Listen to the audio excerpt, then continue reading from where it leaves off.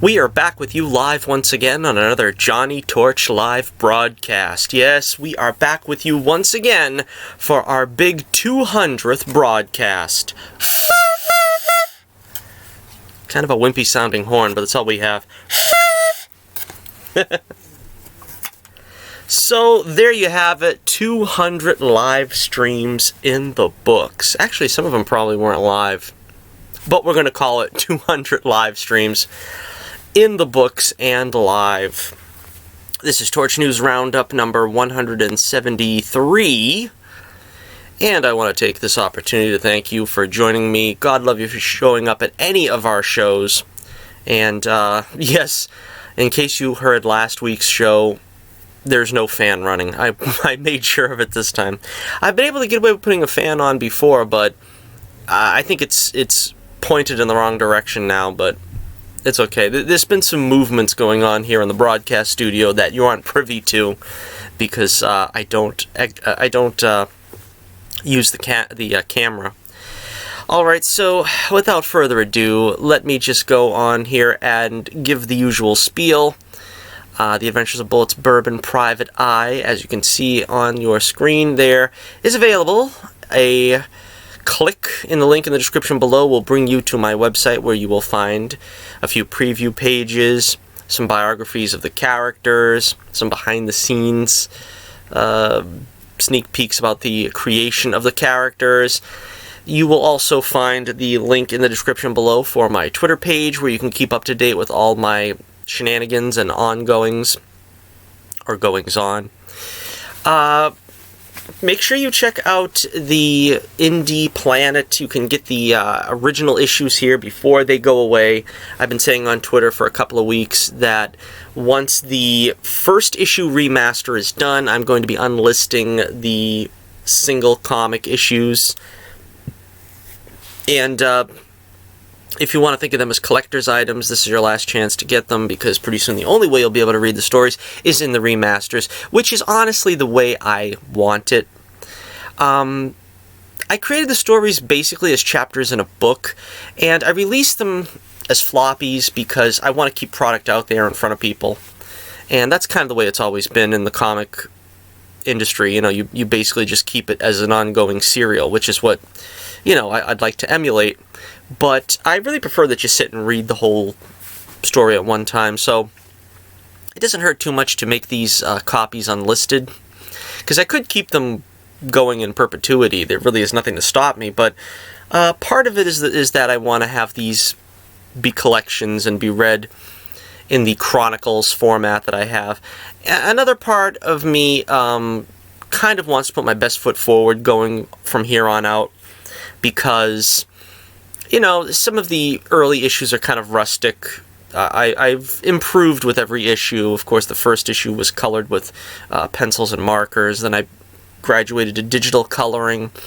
Then, of course, it was hand-lettered up until the 5th issue, where I started digitally lettering.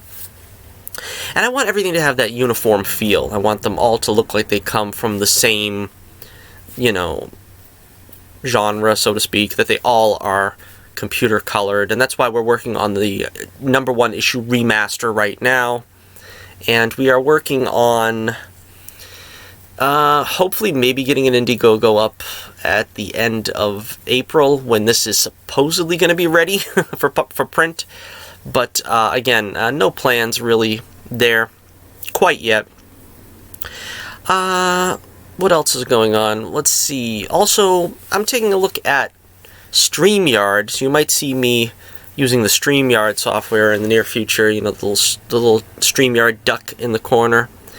Yeah, I want to see if I can be able to get, you know, some guests on the show, maybe do some crossovers, show up on other people's shows. That's probably the way you do it and be successful in this day and age, whether you're talking about comics or YouTube. Basically, you got to have the guests, you got to try to be available for guests, but I am not, you know, I'm not quite there yet. I just basically took the opportunity today to look into StreamYard and see how it works, and it doesn't seem that difficult. You know, someone with as limited tech knowledge and skill as me could probably use it. Because I'm always saying how I wish I could do recorded videos again, but for some reason the software it fails me. I can't find a software that works for me.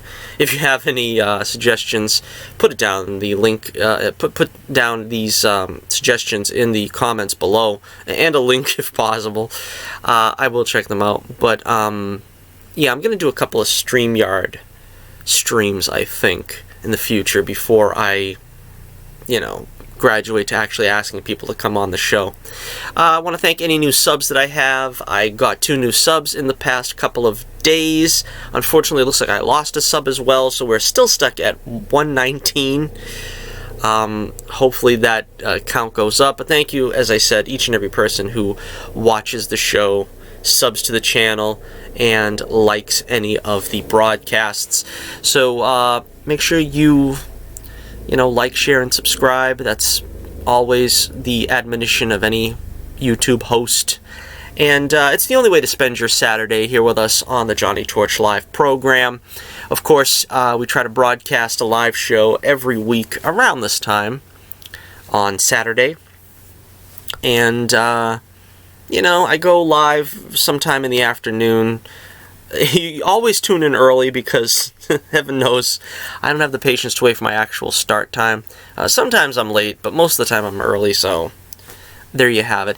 Alright, so for our big 200th show, you would think we have a huge show. No, we don't have much to talk about because there's not much going on. The coronavirus has felled Hollywood.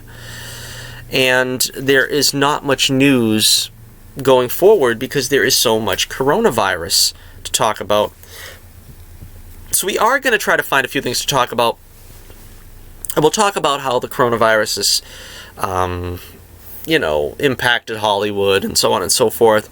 But first, let's get to our first story, which is the Black Widow trailer. The Black Widow final trailer, which has come out this past week. I don't have a lot to say about this trailer, to be totally honest with you. I looked at it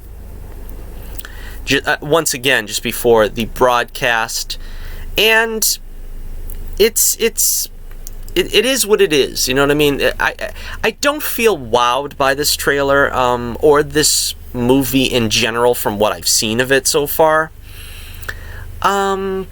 It's just more of Natasha running and jumping and shooting, and it might seem unfair to expect more from the character, but seeing as how that's predominantly we got from her for the past 10 years, I really wish they could have dug down and gave us a little more substance, put a little more meat on the story. From what it looks like, and I'll just go over briefly what I've seen, apparently this is set before Infinity War, obviously, and set after Civil War. We see General Thunderbolt Ross. I guess he's still the Secretary of State or something at this point. Or was it Secretary of Defense? I don't know. Honestly, after Civil War, I kind of feel like the MCU's best days are behind them after Civil War. But, yeah, Natasha's going back to her past. She's going to confront the Red Room, the people that ran the Red Room. One of the more exciting elements of the trailer was seeing, wait a second, wrong one. Let's see, Taskmaster, who is said to be the one sort of programming the girls in the Red Room now. And of course, it seems like he's very much like his comic book counterpart. They don't have quite the costume that he had. I really like the orange hood and cape, but that wasn't going to show up. Here it looks like he's going to be doing the moves of Black Panther. He throws a shield like Captain America. He was studying her fighting skills from Iron Man 2. Again, it's a highlight of the movie seeing Taskmaster, but I really would have rather seen him in an Avengers movie, or maybe a Captain America movie / Avengers movie, sort of what they did with Civil War. Maybe a Captain America movie that would have guest starred Bucky and Falcon and Black Widow and maybe Black Panther, all the great fighting superheroes, because he should be there wrecking them all. he should be fighting each and every one with their own fighting style and already have, you know, programmed moves on how to defeat them. But here, when it's just one villain against one hero, it kind of loses something. It doesn't feel like he's that big of a deal when you just put him against one hero. And that kind of disappoints me. But, yeah, it'll be exciting to see him at the very least. Let's see. Now, part of the problems that I have here is that they aren't allowing the Black Widow to do the sultry secret agent type thing. That is something that I complained about from the very beginning when I first saw what they were doing with the Black Widow solo movie. The Black Widow's skill set, she has a very, you know, specific skill set by her own admission, is to, you know, seduce and assassinate. Now, this, of course, being her solo movie, would have been the perfect chance to, you know, show that side of her. But instead, it looks like it's still just more action-adventure fare with her jumping off of things and shooting things and so forth. We don't get that sultry espionage vibe that I wanted. And that's another reason why I'm kind of disappointed with what this film looks like at any rate. This is the way the Black Widow should have been presented in this movie. And again, they've done their best to de-glamorize ScarJo. A lot of people complained, as you may remember, about Birds of Prey and Harley Quinn. And this looks exactly like what they've done to Harley Quinn. And a lot of people complained about it, but nobody is complaining about the Black Widow, which was my complaint back originally when we heard all this, you know, honestly, all this phony Birds of Prey complaining. I mean, honestly, I'm going to call it as I see it. I call a spade no matter what. And a lot of people just came after Birds of Prey because of the, oh, it's going to be a blast the patriarchy film, and, you know, it was like if you were on the right, you were supposed to complain about Birds of Prey. If you hate SJWs, you're supposed to complain about Birds of Prey. Complaining about it because of its, you know, taking shots at the patriarchy or whatever is one thing, but when people started complaining that Margot Robbie wasn't looking attractive enough as Harley Quinn, that was just ridiculous. And it was, you know, overdoing it, you know, overemphasizing the flaws of the film to the nth degree. A lot of things like that happened with the Captain Marvel movie, where it was basically, well, everybody hates Brie Larson, and Marvel is marketing it as a, you know, smash the patriarchy, girl power type film, and it brings out, you know, an overreactive response often. So again, if you're right-leaning as I am and you find this, you know, offensive that I'm saying this, that's the way I see it. I don't see why, you know, why is there criticism for Birds of Prey deglamorizing Margot Robbie when they're doing it to a much greater extent to Scarlett Johansson, and nobody is saying anything about it. Nobody is complaining. A lot of people are MCU shills. That's kind of what it is. They'll stand MCU films no matter what, even as bland and, you know, Captain Marvel, its greatest flaw was that it was bland. It really did nothing to, you know, it did nothing to, you know, break the norm. You know what I mean? It was so typical and by the numbers as to be boring and bland. It wasn't that it was so pro-feminist and this and that, as much as they didn't do anything worthy of Captain Marvel. They didn't do anything to show that she was exceptional. It was, oh, she's exceptional because she's a female superhero. But again, that's more the fault of the film, is that it was bland. And the same way here, it seems like it seems like Black Widow, its flaw is going to be also that it's just bland. It's not trying to glamorize Scarlett Johansson. It's not really doing anything to give us a story we haven't seen. The heart of the story, I guess, is going to be about Florence Pugh's character, which, let me see if I can bring that up fast. Apparently from this frame, a lot of people are saying that Florence's character, I think it's Ileana, I'm not sure exactly, but I think her character is going to die, because it looks obviously like, you know, Natasha's mourning here, and, you know, Yelena here has that sort of dead-eyed stare as if she's dead already. I don't know. I mean, I kind of find it hard to believe that they're going to betray a important plot point in the trailer. That's kind of not how Marvel does it. Because even in things like Infinity War, where they had Hulk in Wakanda, and he wouldn't, you know, transform again since the beginning of the movie. So, you know, this could be very misleading. I expect it to be very misleading. A lot of people thinking that's, you know, possibly the end of the film, or the resolution of the film has to do with her death. I doubt it. But who knows? And again, I'm really not feeling the comedy vibe. They end the trailer with sort of the don't slouch joke, and I'm like, I mean, the MCU is kind of known for forcing its humor, and the humor so far in this film, it seems beyond forced. I mean, they can do good humor when they want to. I don't really see it here. I don't know. It's, you know, the jokes we've gotten so far is, like, the Red Guardian is fat and, you know, Natasha slouches. I mean, that doesn't really seem like, I don't know. There's some sisterly stuff, I guess, that's meant to be endearing humor between the two of them. Again, I don't know if really this is supposed to be her actual family. The way they have her talking in this, Yelena, I'm not sure if that's even her name. We'll just call her Florence Pugh. But she's talking like she's actually the sister of Natasha, and that Rachel Weisz's character is the actual mother of them both. I don't know. I don't think that's the case. Although by watching this trailer, I can't see how you wouldn't think that. It seems very much that's the way they're leaning.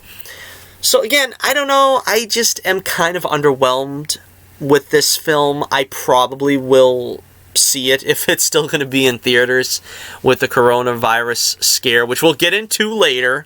We'll get into that. We're going to try to milk the show to at least a half hour. Heaven knows we don't have much to talk about, but from what I understand, Black Widow, they are still planning to have this film released in May. Very much hoping that the scare will be over by then, I guess. And again, you know, it looks moderately exciting. It looks moderately interesting. I'm waiting to be blown away, and this trailer, dare I say none of these trailers have blown me away or made me overly enthusiastic about this film. I will see it. I expect it to be, you know, good. I've been traditionally easy to please with these films, as long as they're not horrible. The worst that you can get from me is that it's mediocre and bland, such as Captain Marvel. But, yeah, for the most part, I just hope that the movie goes further than what we've seen in the trailers, which is that, you know, she's going after her old enemies, doesn't want a new generation of girls to be Black Widows, something that's gone on since the 40s, right? Because I think they had that storyline in the Peggy Carter TV show with another Black Widow. And of course, you know, they show Florence Pugh on the gurney. Does that mean that she's had the operation already? Is Natasha going to save her from that fate? Which I thought was a pretty depressing element of Age of Ultron. I didn't need to hear that, although it did make sense, you know what I mean? And again, they really haven't given the Black Widow teeth since Age of Ultron, when they did that storyline. Because, you know, from the first film she was in, Iron Man 2, where we saw that she was, you know, capable of being the seductress and the, you know, highly trained agent. Then we go to Avengers, where she's got Red in her ledger, is part of the storyline there. And of course, Age of Ultron, we see sort of the tragic backstory. That's basically her trilogy. That's her trilogy. They really didn't do anything too well with her after that. I mean, arguably, I didn't like what they did with her in Age of Ultron. I didn't like them pairing her up with Bruce Banner. And arguably, she also was an important component of, you know, both Captain America appearances. But I mean, I still don't feel like we've gone beyond that. You know, we're kind of still sitting at a standstill with the Black Widow, where she's kind of just the action hero. I want to get more deeper into her story, and I guess we're going to get some of that here, but I think we've already heard about her hardships. I don't really know what they can bring new to the table. From the looks of it, it doesn't look like much. But I'm hoping that we'll see her, you know, in her element, and hopefully bring something out of the character that we haven't seen recently, at least. Alright, so that's my thoughts on the Black Widow trailer. Let me know what you think in the comments below. Hopefully, we get to see this movie in May, when it is scheduled to be released, allegedly. Let's see here. We've got another story here about Sonic the Hedgehog. We've been talking about this because I like this movie. I thought it was pretty cool. James Marsden is apparently signed on for multiple sequels. Let me see here what the copy says. With a budget believed to be just shy of $100 million, Sonic the Hedgehog's current worldwide box office is $295 million, more than enough to ensure we get a return to that world.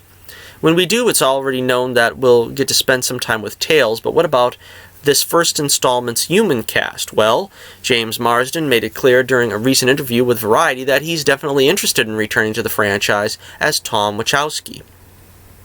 I don't know if I'm supposed to say, he admitted, adding that he would star in as many as they want to make. It is good. It is such a good group of people, and it was so much fun to see Jim enjoying himself again, the actor said, referring to, of course, Jim Carrey, who played Dr. Robotnik.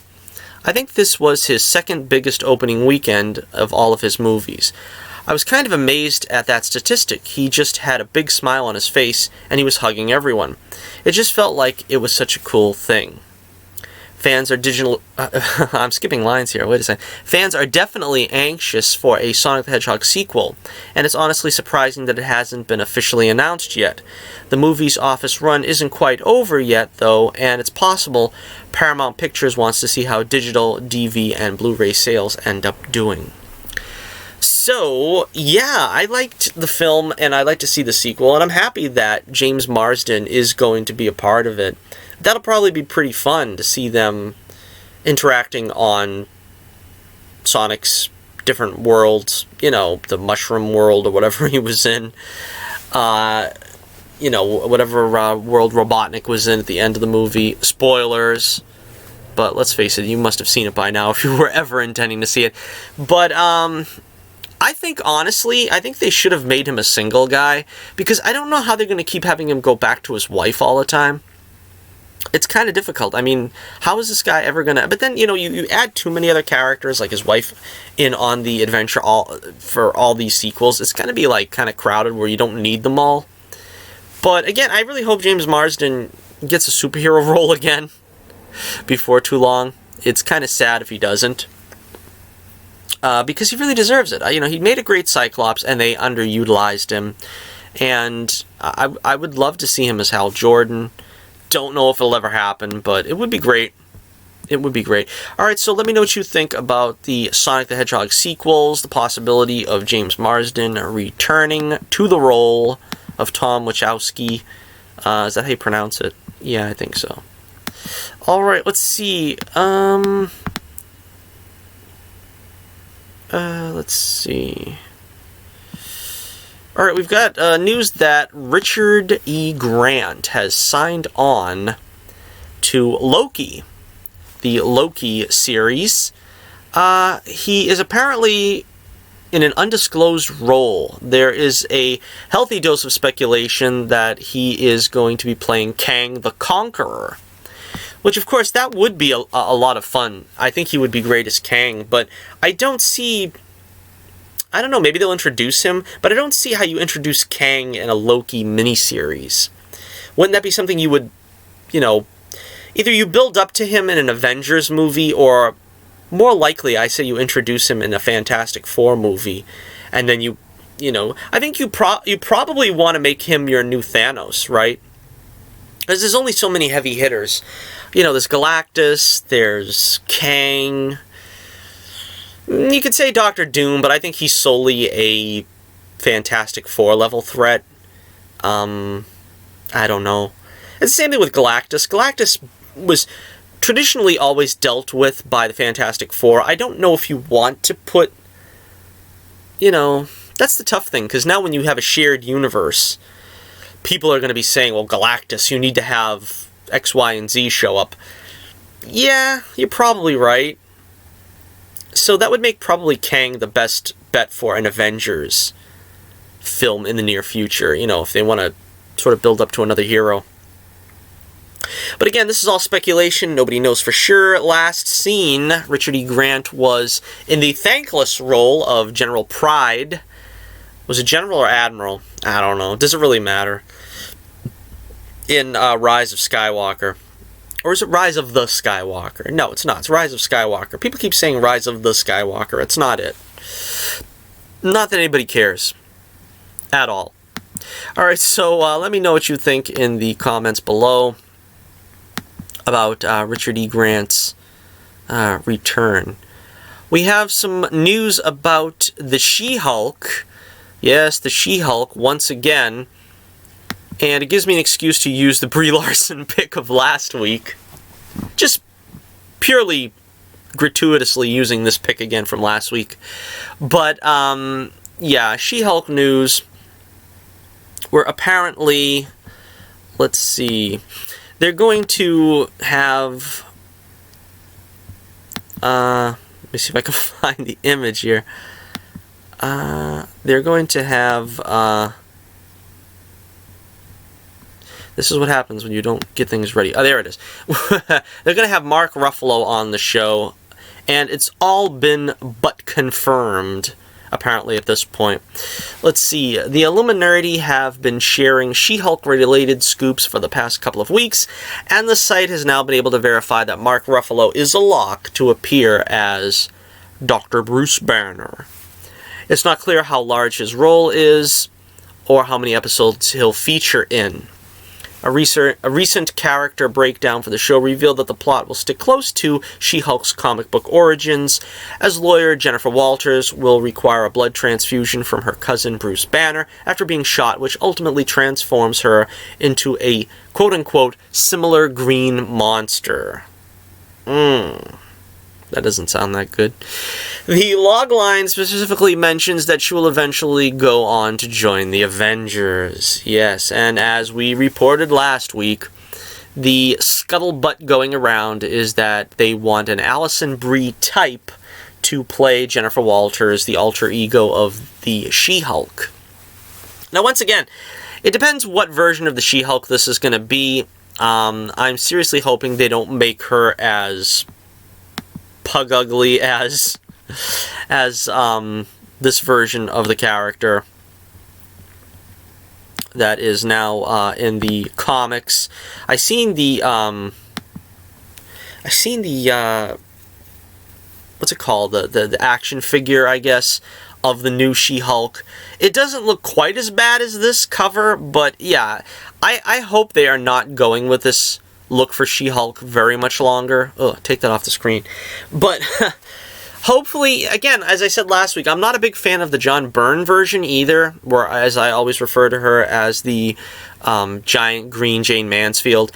But if they could capture that early 80s version of She-Hulk, where it was just, she still had her mentality about her, but she had sort of the anger issues, the rage issues, where she kind of like just would lose her temper and stuff.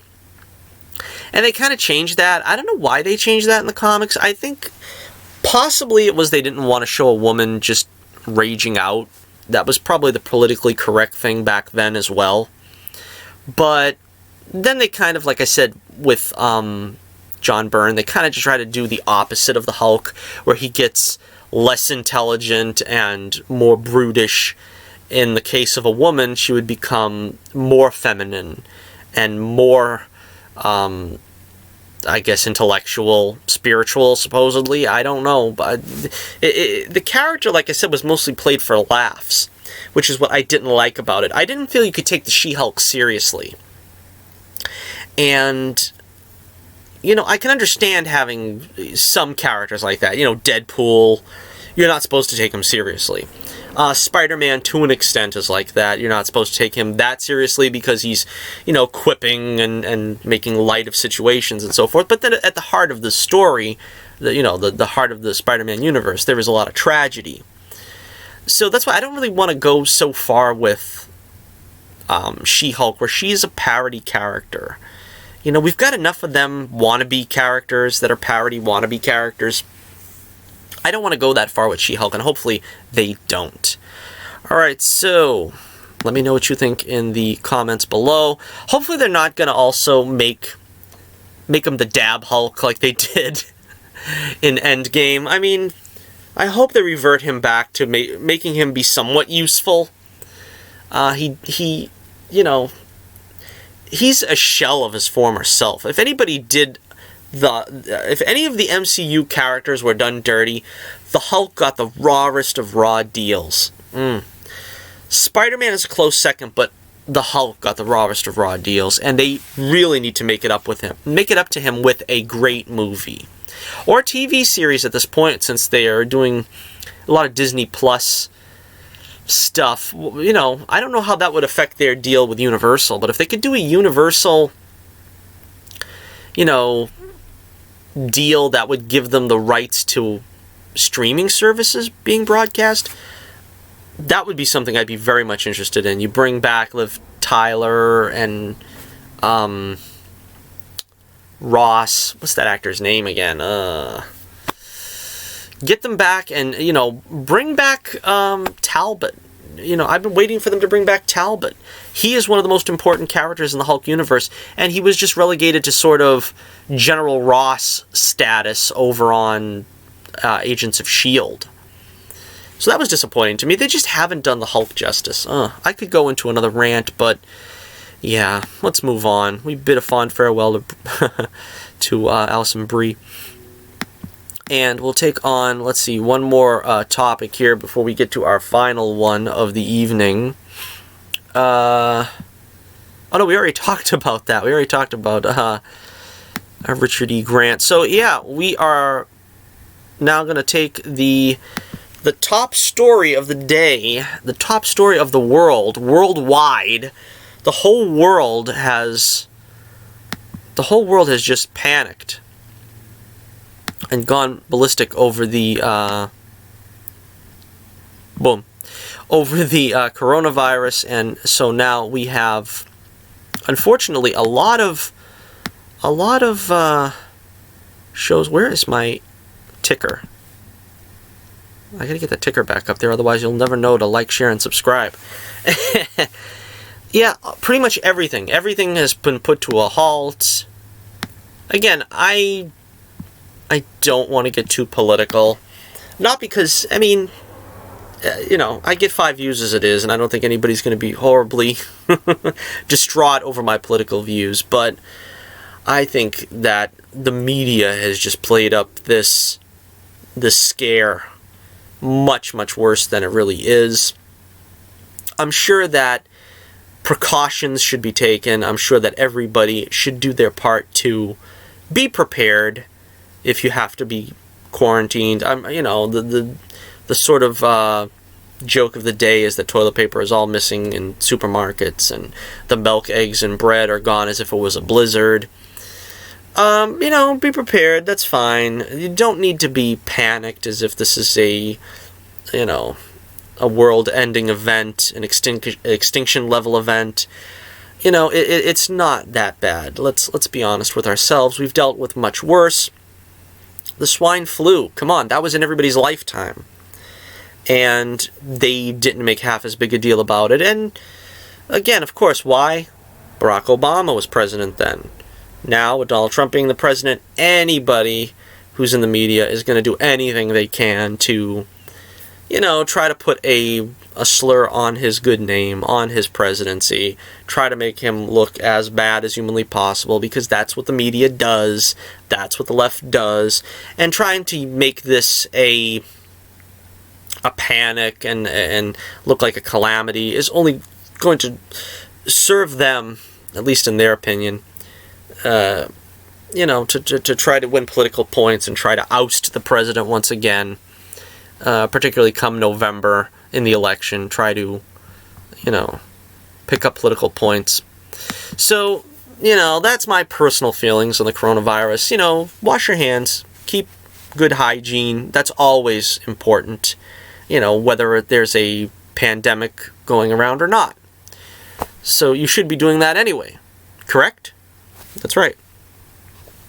And just do more of the same. And, if you're sick, stay home. That's what you should be doing anyway. This is the thing that bugs me, because I get colds and sicknesses all the time, and it's only because people share their germs. I mean, come on. If you know you're sick, don't come around me. That's my rule of thumb all the time. And when I'm sick, I let you know. So if you want to get away from me or want me to get away from you, you'll know. You can just say the word. That's just called human decency. You know what I mean? I hate when people act, oh, no, I'm not sick. I never get sick. I'm fine. I'm fine. And you could tell that there's something wrong with them. And then 2 days later, when you're coughing and you're sneezing and you got a fever, I go back and blame that person, and they'll be like, well, no, I said I didn't have a cold. I don't know where you got this from. I'm like, dude, you got it all over you. You can't really hide when you got a cold. You know what I mean? When you got a bad cold, everybody knows it. We're not talking about the sniffles either. We're talking about the flu. And again, that's another thing. A lot of people are treating this like, an end times event. But then again, the flu has killed probably as many people as the coronavirus at this point anyway. I mean, if it goes beyond what the expected, levels of a flu yearly toll, death toll, then maybe we could be concerned. But at this point right now, I don't know. I don't see it as something to be that concerned about. My first sip of apple cider vinegar laced H2O. The thing about the coronavirus as well is that it concerns me is that, again, they're taking away our freedoms in this way. They're basically saying that you don't have the right to decide what you want to do. In some cases, it's understandable. I mean, they're taking away all the sports. All the sporting events are going to be suspended. The NBA, the NHL, probably the MLB. I'm not sure about that yet. And soccer, I think, is postponed. It's like you have no choice now if you want to attend games and stuff. I can see it in the sporting events, because these players have to play with each other, and if they're playing with a teammate that doesn't know that they're contaminated yet, they're putting their lives on the line, or their livelihoods on the line. But again, where do we draw the line? I mean, are we going to draw the line when it comes to movie theaters? That's what we're talking about here. A lot of these movies are being suspended because of the coronavirus, but movies like, for instance, what we talked about earlier, Black Widow, that's still coming out. Now, are the movie theater chains going to be open to allow groups of 100 or 75 or whatever the maximum capacity is for a theater room, a screening room? I don't know. We're going to have to find out how this goes and play it by ear, I suppose. All right, so among some of the films that have been suspended shooting or the release dates are being postponed are, let's see, Shang-Chi and the Legend of the Ten Rings. That has been suspended. The Disney live-action remake of The Little Mermaid that nobody asked for is being suspended. Films that are already in the can, but the release dates are being changed. Mulan, the remake, of course. James Bond's No Time to Die. You gotta say it like that, No Time to Die. And of course, the film with more release date changes than probably any other in the history of cinema. The New Mutants, they are all being postponed for a later broadcast date. According to, let's see, Deadline and TV Line, we also have all the CW shows being put on hold. Let's see, they suspended work on Batwoman, Supergirl, and The Flash. I believe Black Lightning and Legends of Tomorrow already completed their shooting schedule, so they're not really affected. But yeah, that's done. Lucifer, Stranger Things, Pennyworth. Anybody remember that? I think that's the Alfred show. The Alfred show. Also, Disney Plus's Loki, The Falcon and the Winter Soldier, and WandaVision have also ceased filming due to fear for the coronavirus breakout. Yeah, they're afraid. They're afraid. They don't want to take chances. And in some cases, I understand. But, again, I don't know how long this will be. I think, I think cooler heads will prevail by the end of the month. I think you're going to see these things continue or resume probably by early April. I think within 2 weeks, people will realize that, it's not going to be martial law. It's not going to be quarantines. You're not going to have people, as I've been saying on Twitter, this is not the 16th century. This is not the return of the bubonic plague. Back in the day, if you were in the 1500s or something and the Black Plague came around, yeah, chances are you weren't going to survive because you didn't have as many options open to you for cleaning supplies. And, in this day and age, I'm pretty sure everybody's well stacked with a complement of bar soap. You know what I mean?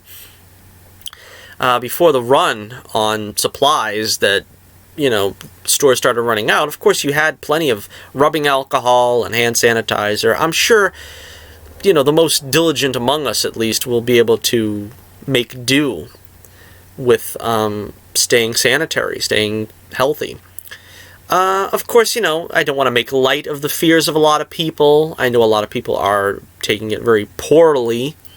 I just got to look at Twitter and see that. But again, this is not, this is not a third world country. If you're in America, you're probably going to be able to find a store that has supplies you need. I think cooler heads will prevail, like I said, probably in about 2 weeks when they find that, people are not going to be locked into their homes forcibly and so forth. I think the panic will die down and some of these things will start to go away and will resume more normal, more normal behavior. Again, to get not to get too religious here, but again, I'm a devout born-again Christian, and I don't see this as an end times event. I mean, Jesus said to the disciples, the Olivet Discourse, he said, epidemics will come, and wars will come, and insurrections will come. That only signals the beginning of the end times. You have to remember, these things have happened before for several thousand years. I mean, this is not something that is going to, be wildly different than what we've experienced throughout human history. I mean, I think, of course, as I said, swine flu being the most recent case, but there were influenza epidemics, I think, in the early 20th century, right? A lot of people died. Children, particularly children and old people, which is, even in this day, we have to watch out for them. But if you're a, relatively healthy person, it shouldn't be a problem. But even the influenza epidemic of the, 20s and so forth, of the 20th century, the 20s of the 20th century, it was a hard-hitting problem that they had to face. And again, of course, stock markets fell, and the depression soon afterward came in. So, it's not something that we haven't faced before as a society, as a people. And, God's in control. I very much believe that. I'm very much confident in that this is not going to, deter my faith. And, of course, I'm I'm sure that it won't deter many people's faiths, that, you know, it's just another thing living in a fallen creation, right? It's another thing we have to face, living in a fallen creation, that the world is in a fallen state. And you just got to face it, that, you know, disease exists in the world, and, you know, evil exists in the world, and, you know, we're getting kind of far afield from the topic, but as I said, not a lot to talk about in our great, big 200th episode. But there you have it. Again, if you have any opinion on these shows or the coronavirus or whatever you want to talk about, I'm always here for you. I'm always here for you like an uncle or like a brother, just to shoot the breeze and let me know what you think. Alright, so that will wrap it up. Again, as I always say, I would like to do some more videos. I got some plans for other videos coming up. I want to do a comic book corner again. If you haven't seen, I did a comic book review of, what was it? Batman 66 meets Wonder Woman 77. I think I'll try to put the card up at the end of the video so you can see that. Check that out, and I'll try to get another comic book review up. I got a couple of comics I want to read. Haven't had time to do reviews. I want to do some reviews on some movies, too, that I haven't gotten around to doing. We're going to probably, yeah, we'll do some live streams on StreamYard just so I can get comfortable with it. I encourage everybody to check those streams out live as well, because then I'll be able to play around and figure out how I can integrate the chat more regularly with the broadcast. That'll be a lot of fun. And, yeah, just, I'm going to probably do some more live streams with my art streams, because we're working on The Adventures of Bullets, Bourbon, Private Eye, Remaster issue number 1. I want to remind you once again to check that out in the link in the description below. And check out some of those live streams, because, like I said, it's just me rambling for, for a half hour like I've been here for the latter part of this show. And it's a good way to interact if you want to hop on board the chat, and we'll talk there. And, of course, I'll be back with another Torch News Roundup, number 174 it'll be, coming up next Saturday on The Only Way to Spend Your Saturday here with us on the Johnny Torch Live program. So, make sure you hit like, share, and subscribe. Keep an eye open on Twitter. You can find the link in the description below for any of these shows when I do them. I try to at least, inform my Twitter feed so that everyone knows. And, of course, you can always check out the link for The Adventures of Bullets, Bourbon, Private Eye. And, of course, I always read all comments, so leave us a comment, and I will be sure to address it in a future live stream. And, again, make sure you subscribe. I'm always looking for new channels to sub back to. I'm always happy to sub for sub, and I always make my subs public, which a lot of people don't do, which is a pain, because I don't know who's subbing back to me when they say they will, or in most cases won't. So, yeah, make sure you let me know that you subbed, and I will be happy to sub back, because as I said, in many cases, I don't get the notifications that I've been subbed to. So make sure you hit me up with a comment if you're going to. So until next we meet, this is Johnny Torch reminding you once again, keep the flame burning brightly, and I'll be with you again real soon.